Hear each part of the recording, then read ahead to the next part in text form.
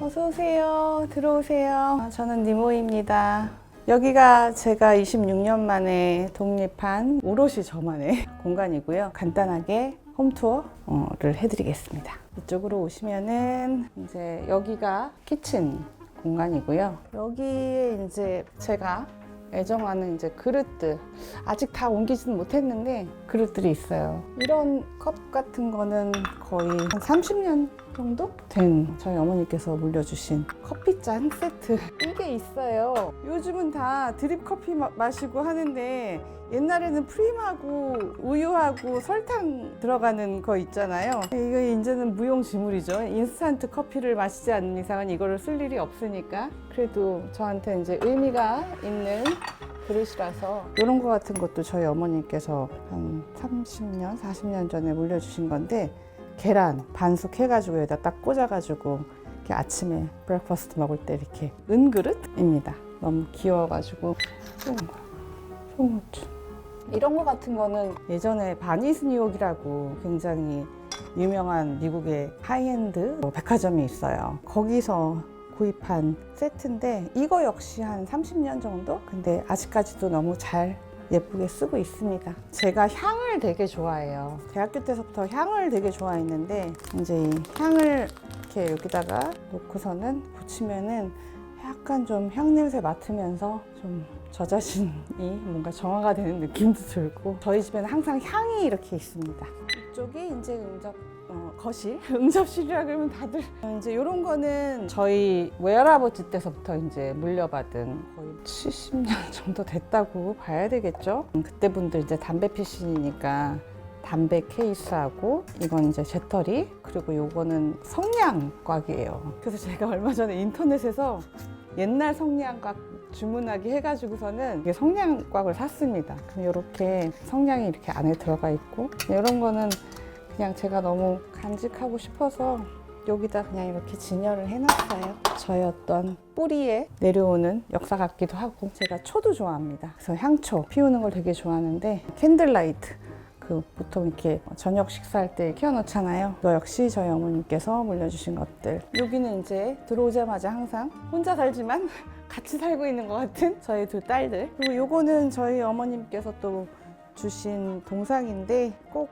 아기가 앞에 있는 저 모습이 그냥 저를 너무 잘 대변하는 동상 같아서 제가 이렇게 간직하고 있습니다. 저희 아버님과 저희 아이들. 그리고 여기는 저의 또 힐링 공간 테라스예요. 은근 테라스가 좀 커요. 커피 한 잔 마시거나 이럴 때 바깥 공기 쐬고 싶을 때 굳이 밖에 나가지 않아도 여기서 제가 수국을 굉장히 되게 좋아하거든요. 테라스가 생기자마자 이제 수국을 사야겠구나라고 생각을 했어요. 근데 꽃집가서 하려니까 너무 비싸더라고요. 그래서 제가 양재동에 가가지고 다 말라 비틀어진 수국을 이렇게 사가지고 이사 오자마자 지금 2달 됐거든요. 키우기 시작한 거예요. 정말 이틀에 한 번, 3일에 한 번씩 더울 때는 많이 줘야 되니까 여기로 와보세요. 여기 이제 살짝 꽃이 피기 시작합니다.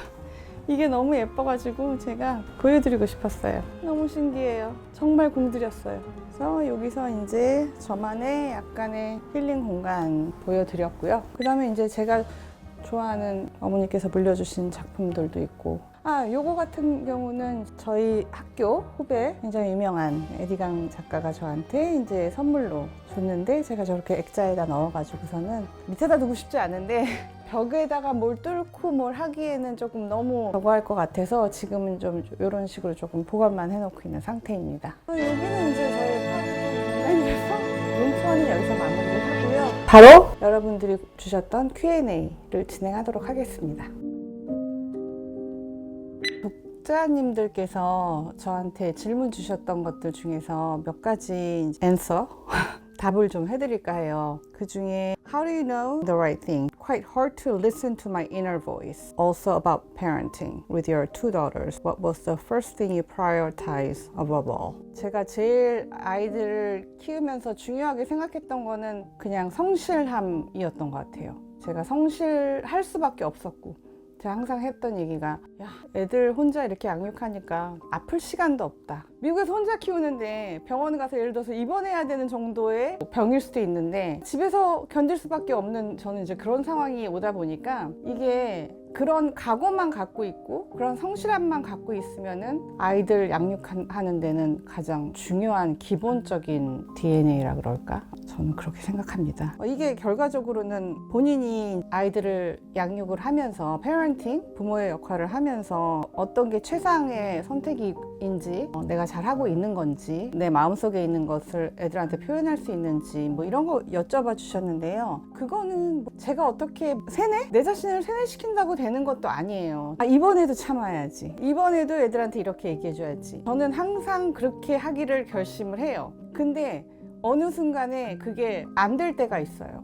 근데 좋은 엄마나 따뜻한 엄마는 이렇게 해야 되는데 내가 그렇게 안 되는 순간이 온다? 그럼 그거는 그렇게 할 수밖에 없기 때문에 그런 거예요. 엄마로서 이러한 얘기를 해줬어야 되는데 그때는 다른 방향으로 간 거? 그거는 그냥 그 순간순간에 어머님의 인사이트를 믿으셔야 될 것 같아요. 우리 모두가 다 책에 쓰여진 대로 모범생처럼 살아갈 수 있는 것도 아니고 알고 있는 대로 내가 갖고 있는 지식대로 이렇게 아무리 마음 먹는다 그래도 안 될 때가 있잖아요. 그러니까 그런 거에 너무 스트레스 받지 마셨으면 좋겠어요. 이런 질문을 해주신다는 것 자체가 굉장히 고민하고 부모의 역할을 굉장히 충실하게 하시려고 하시는 분들일 것 같아서 충분히 그냥 잘 하시고 있을 것 같아요. Believe in your instinct.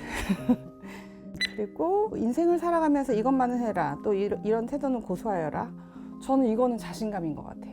항상 내가 뭔가를 할 때 쭈삣쭈삣하지 않고 결과적으로 잘못된 선택이라 할지라도 본인이 본인 자신한테 자신감을 갖고 모든 일에 임하는 거는 되게 중요하다고 생각해요. 우리가 사람을 볼 때도 그 태도를 보잖아요. 몸태라 그러죠. 자세서부터 마인드서부터 시작해서 이 모든 거를 본인만의 신념을 갖고 자신감을 갖고 모든 것에 임하는 것이 중요하다고 생각해요. 힘든 일을 극복하시는 방법이신가요? 가장 쉽게 할 수 있는 거는 뭐 힘든 일 왔을 때 친구들이나 뭐 부모님들이나 선배분들이나 인생 경험이 많으신 분들하고 얘기하는 것도 좋을 것 같고 정말 strong body, strong mind인 것 같아요. 운동을 하는 거를 저는 추천을 해드립니다. 저도 그렇게 운동을 이렇게 습관적으로 하는 건 아닌데 요즘 이제 제가 조금 꽂혀서 하는 운동이 있거든요. 보통 때 같았으면 제가 뭐 힘들거나 막 이랬을 때 그냥 집에서 또 뭐 핸드폰 보고 뭐 하고 뭐 책을 읽던 뭐 하건 그냥 굉장히 패시브하게 그 시간을 견뎠다 하면은 요즘은 이제 연습하러 가야지. 그러고서 이제 휙 나가요. 그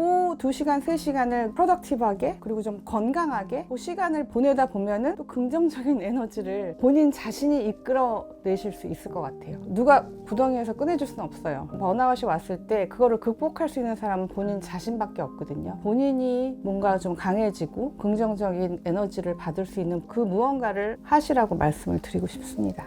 책을 읽으면 좀 나아질까요? 저희가 뭔가 본받기 위해서 책을 읽는 경우가 많잖아요. 소설 같은 경우는 재미있는 시간을 보내려고. 그러니까 그 시간을 괴로워하는 것보다는 책이던 뭐 친구하고 얘기던 뭔가 긍정적으로 시간을 보내면 그 순간순간들이 모여서 습관이 되는 거고 좋은 습관을 들이는 게 중요한 거기 때문에 번아웃이 되셨다면 되도록이면 즐거운 일을 조금 많이 하시려고 노력을 하시는 게 좋을 것 같아요.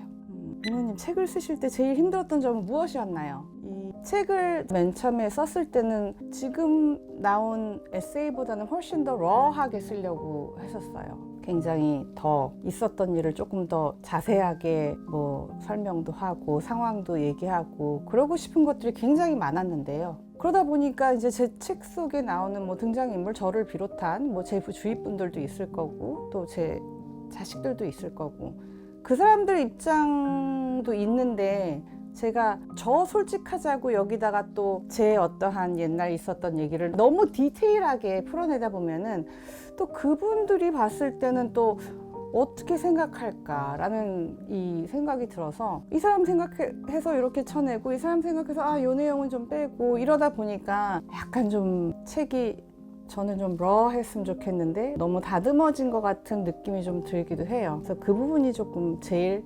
힘들었다는 것보다는 조금 아쉬웠어요. 처음으로 책을 낸 소감은 그냥 뭐 출간 날 올 때만 조금 어떡하지 했는데 유튜브 시작한 거랑 비슷해요. 처음에는 좀 힘들고 이랬는데 이제 감사한 분들한테 책에 감사한 말 쓰면서 이제 선물로 전해드리고 하면서 그냥 이제는 나한테 또 하나 작가라는 역할이 주어졌구나 라는 생각으로 하루하루 살고 있습니다. 내용 중에서 가장 추천해주고 싶은 글도 궁금해요. 그거부터 읽어보려고요. 사실 에필로그가 저는 제일 마음에 와닿았었는데 뒷부분인데 제가 얼마 전에 이사를 했거든요. 26년 만에 독립이란 챕터가 나와요. 제가 이렇게 처음 혼자서 살아본 게 대학원 때 이후로 처음이에요. 그러니까 제가 대학원 졸업을 97년도에 했으니까 거의 27년, 여기 책 쓸 때는 26년이었었네요. 여기서 이제 제가 이사를 하면서 제 물건들을 정리정돈을 하고 하면서 제가 느꼈던 마음의 흐름 같은 게 있거든요. 뭐 책들, 뭐 사진들,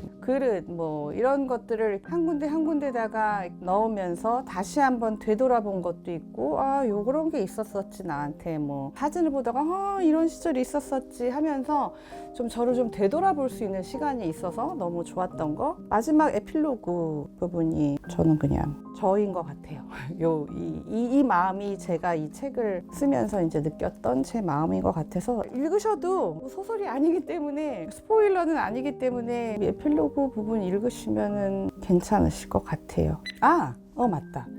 이 책을 쓰면서 가장 많이 떠올린 사람이 누구인가요? 저요. 저라는 사람에 대해서 가장 많이 생각했어요. 다만 이제 아버님이 지병으로 한 7년 동안 편찮으셨었는데 3월에 영면에 드셨습니다. 그래서 아버지 생각을 많이 했어요. 책을 쓰면서. 그리고 어느 누구보다도 저희 아버지가 제일 기뻐하셨을 것 같아요. 그리고 저라는 사람한테 가장 큰 영향을 끼친 분도 이제 저희 아버지이기 때문에 아버지한테 이제 빨리 책 드리러 가야 돼요.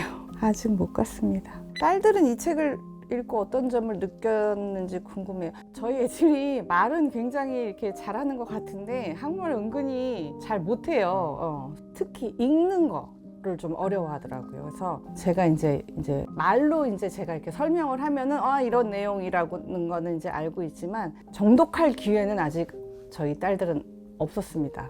보냈거든요. 아이들한테. 받았을 때 어떻게 행동하는지 영상으로 담아낼 수 있었으면 좋겠습니다. 저도 궁금하거든요. 아마존에서 구매 가능한가요? 이거는 제가 출판사에다가 한번 물어보겠습니다.